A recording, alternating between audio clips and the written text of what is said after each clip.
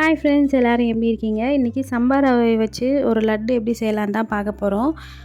So வீடியோக்குள்ளே போகிறதுக்கு முன்னாடி 1 இயர்க்கு அப்புறமா நாங்கள் இப்போ தான் 7K சப்ஸ்கிரைபர் ரீச் பண்ணியிருக்கோம். ஸோ சப்ஸ்கிரைப் பண்ணி சப்போர்ட் பண்ணி எல்லாருக்குமே தேங்க்யூ ஸோ மச். தொடர்ந்து உங்கள் ஆதரவு எங்களுக்கு கொடுத்துட்டே இருங்க.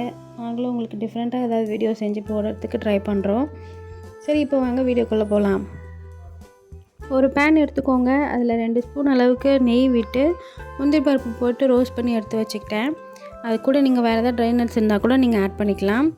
அதே பேன்லேயே ஒரு கப் அளவுக்கு சம்பா ரவையை ஆட் பண்ணி இந்த மாதிரி நல்லா ரோஸ்ட் பண்ணி எடுத்துக்கோங்க. அதில் ஒரு கப் அளவுக்கு சம்பா ரவை நீங்கள் எடுத்துருக்கீங்க அப்படின்னா 3 கப் அளவுக்கு தண்ணி விட்டுக்கோங்க. தண்ணி விட்டு நல்லா 7லேருந்து 10 நிமிஷம் வரைக்கும் நல்லா வேகட்டுன்னு மூடி போட்டு விட்டுருங்க. நல்லா இந்த அளவுக்கு வெந்ததுக்கப்புறமா ஃபுட் கலர் நான் ஆட் பண்ணிக்கிறேன். இன்றைக்கி நான் ஆரஞ்சு கலர் தான் ஆட் பண்ண போகிறேன். ஸோ நீங்கள் வேணும்னா எல்லோ கலர் இல்லை வேறு ஏதாவது கலர் கூட ஆட் பண்ணிக்கலாம். ஆரஞ்சு கலர் ஆட் பண்ணிவிட்டு ஒரு கப் அளவுக்கு சுகர் ஆட் பண்ணிக்கிட்டேன். 3லேருந்து 4 ஏலக்காவை தட்டி ஆட் பண்ணிக்கோங்க.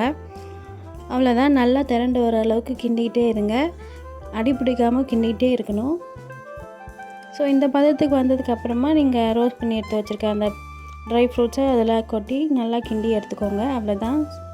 கை பொறுக்கிற அளவுக்கு சூடாக இருக்கும்போதே இந்த மாதிரி பால்ஸாக ரொட்டி வச்சுக்கோங்க. அவ்வளோதான்.